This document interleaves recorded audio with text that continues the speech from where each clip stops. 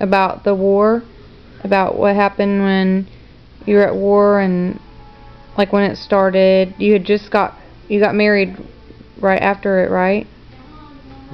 3 years later. How long did the war go on? Till 1945. So, did you have any kids during that time? Yeah, we had Butch. How old was he during the... He was born in 1945. Oh, okay.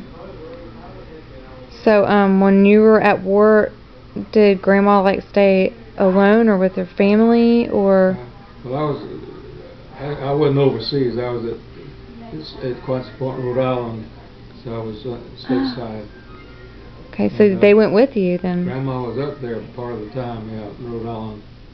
Oh, okay. I remember y'all talked about that. So how did y'all get there? Did you drive there? Rode on a train. Oh, okay. The Navy transported us on the train. Okay. And when Grandma came out to visit, she rode the train. Was Uncle Butch born in Florida or up in Rhode Island? He was born in Florida. Oh, okay. Okay. Home. Well, you said that you read magazines that have war stories in them back from then. What is the name of that magazine that you were telling us about? Remnants magazine. Oh, okay. Had a lot of old stories. Okay. Well, did you always stay in Rhode Island during the war, or? Yeah, we all stationed in Rhode Island. You never had to leave there? No. Oh, okay. When did you guys finally get to come back home to Florida? When the war ended, 1945. How were things like when you got back? Were they better when you got back? I was happy to be back, and we're anxious to get on with the future. Yeah. Aren't you still friends with a lot of people that you went through all that with? Well, not many. One person that I know of still alive, C.B. Lewis out in Las Vegas. And one I was talking to down in Miami, but I haven't been able to reach him for the past year. So he was up in years. So I think he's probably gone on. Right. But of all his friends, I can only think of one that's left now. Didn't you guys used to have reunions and stuff? Didn't y'all have reunions and things like that? We used to. Didn't Grandma used to go with you to them? Yeah, she used to go. Yeah. And when do you still go, or did y'all stop? No, people got too old for them. Now there's still a Naval Air reunion coming up this month, as a matter of fact, at the Naval Air Station, Naval Air Reserve, which I belonged to for many, many, many years. Yeah. But they still hold it annually every April. You know, something else that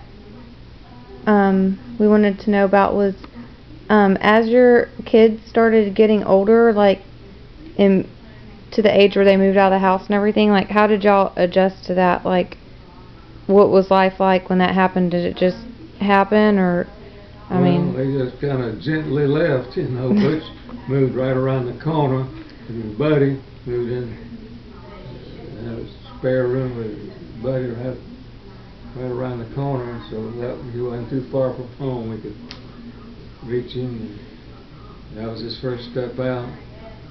And everybody else, you had 5 kids total, so the other ones just kind of moved out and. Yeah, the older one, Butch, went down to Miami and got in with the hippie crowd down there. And Coconut Grove. Didn't they get into that Woodstock thing? Wasn't that going on? I think Bob went to that Woodstock thing. Yeah. I'm a little hazy on that, but he went to one, and somebody handed him a pill, said, "Hey, take this to make you feel better." He said he took it, said it knocked him out. He didn't know where he was, who he was, or what. Oh, goodness. So did life change for y'all like when they moved out? And I mean, or did it? You kind of always had a Gradual, it's gradual. Gradual change. We always kind of had an involved family that they always kept coming back, and nobody really left except for Uncle Butch, who moved away, right? When he left, he stayed gone. Yeah. Well. Life was so much simpler back those days. Everybody knew what everything was worth, and you didn't get ripped off by people like you do these days. And somebody gave you a price or gave you the word, that was it. You could depend on it. Yeah. And you depend on being honest. Yeah. And it was safer too, wasn't it? Yeah, we never locked our doors at night. We had window screens because you didn't have air conditioning back those days. And we were lucky just to have a fan. But doors were left unlocked. You didn't worry about anybody breaking in or anything. Tell us about your cars that you had. You picked that up as a hobby, and you worked on that a lot when your kids got older too. And when they were moving out, you started working on that, because I remember when you had grandkids, we'd come over and you'd be working on the cars and stuff. Well, I was always fond of Model A Fords.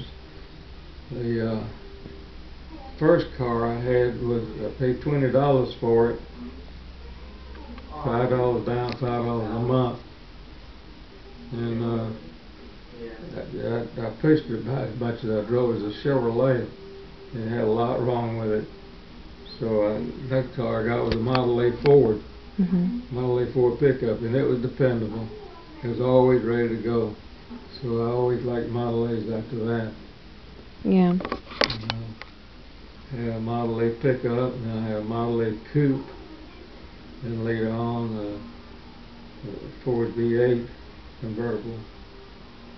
It was a real sporty car. I have a paper route. So there was a paper route in the convertible coupe.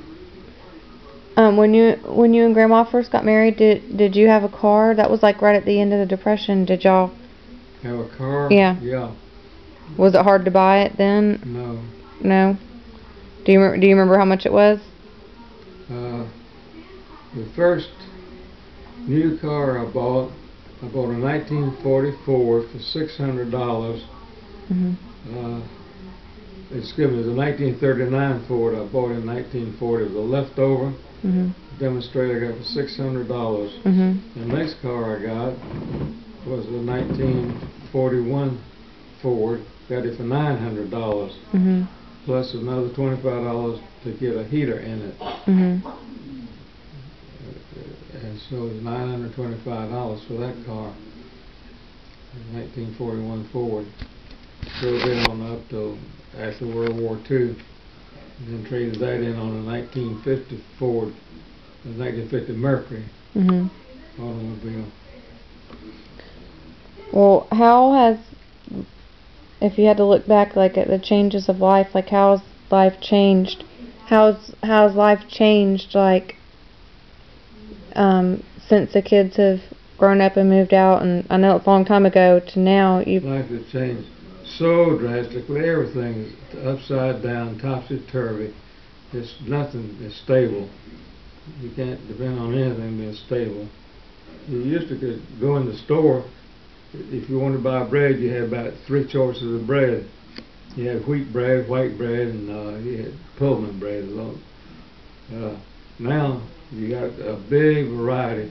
For an example, and anything you go to buy, there's such a big variety. Trying to make up your mind what to get. You know, it's mind-boggling. And all that's electronic devices. That's just way too mind-boggling to consider. Yeah. Well, it's not.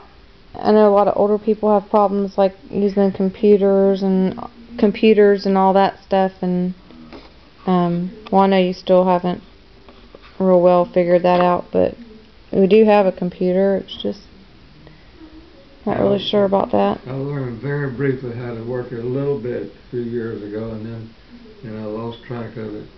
Yeah. Okay, well, I'm going to stop this now, okay? Thank you for